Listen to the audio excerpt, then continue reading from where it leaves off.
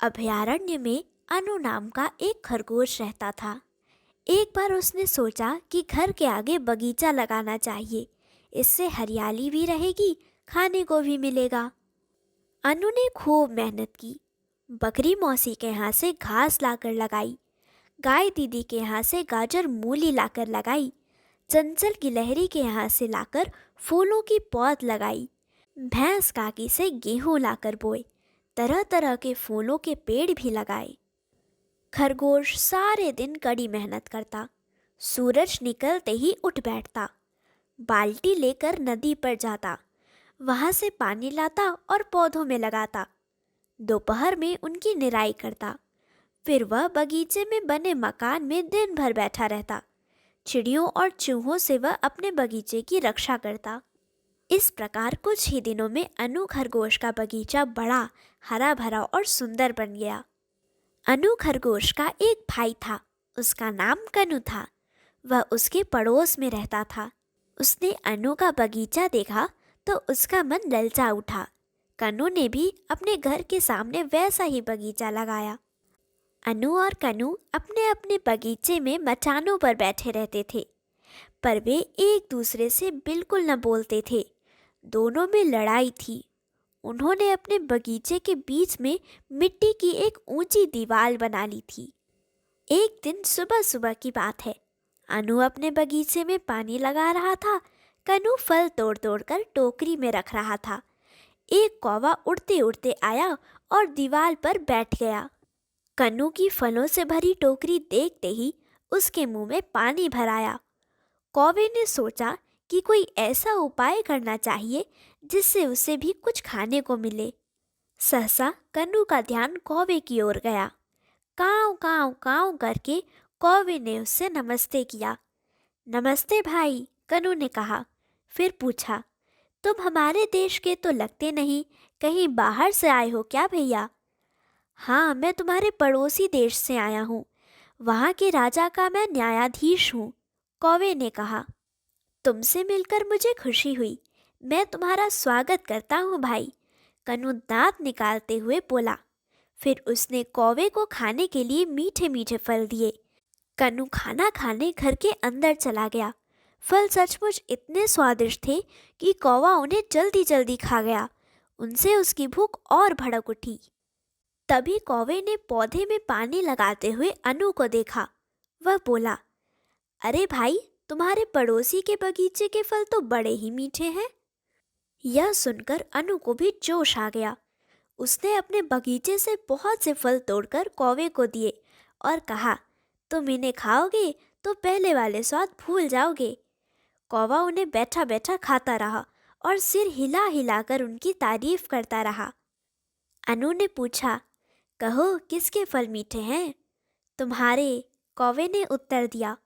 उधर कनु खाना खाकर वापस आ गया था। उसने अनु और कौवे की बात सुन ली थी। उसे बड़ा गुस्सा आया। उसने खूब सारे फल तोड़े और कौवे से कहा, तुम पहले प्राणी हो जिसने मेरे फलों की तारीफ नहीं की है।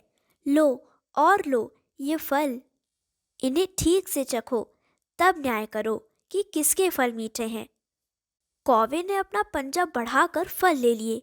मन ही मन में वह अपनी चतुराई पर बड़ा प्रसन्न हो रहा था। कन्नू के फल खाते ही उसने पहले की ही भांति सर हिला हिलाकर उनकी तारीफ की। इधर अब अनु को भी जोश आ गया। वह नहीं सह सकता था कि कोई उसके फलों की उपेक्षा करे। कन्नू के फल मीठे बताए। उसने बहुत से फल तोड़कर कौवे को फिर दिए, जिससे वह ठीक ठीक न्याय कर सके। अब तो यह क्रम चलता रहा।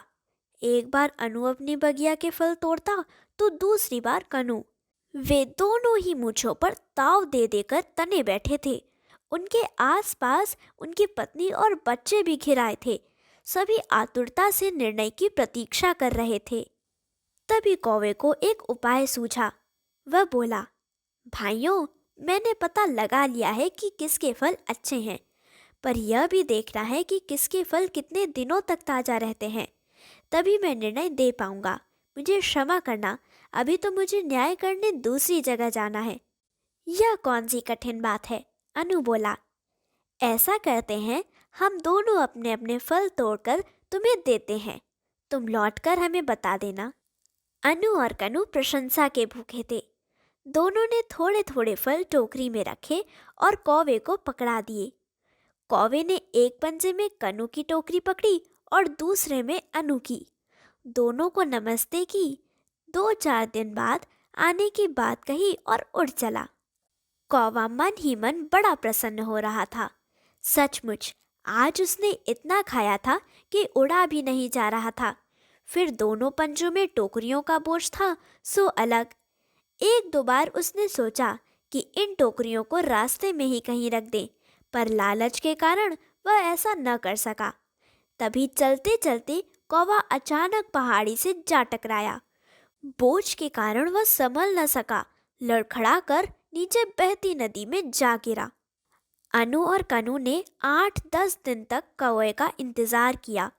आखिर कनु से रहा न गया। एक दिन वह बोल ही पड़ा, चलो ऐसा करते हैं कि हम दोनों एक दूसरे के फल खाते हैं, फिर ईमानदारी से बताएंगे कि किसके फल अधिक मीठे हैं। अनु को भी यह सुझाव जच गया। दोनों अपने अपने फल तोड़ कर लाए, पर यह क्या, खाते ही वे दोनों आश्चर्यचकित रह गए। दोनों के फल एक जैसे थे। अब वे कौवे की चालाकी समझ गए थे।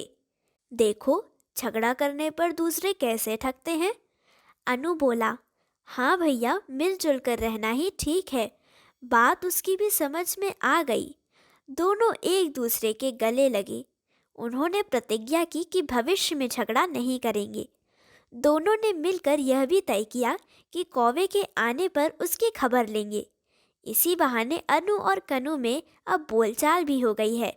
दोनों ने मिलकर बीच की दीवार तोड़ दी है। अब वे अपनी अपनी मचानों पर बैठे बतियाते रहते हैं।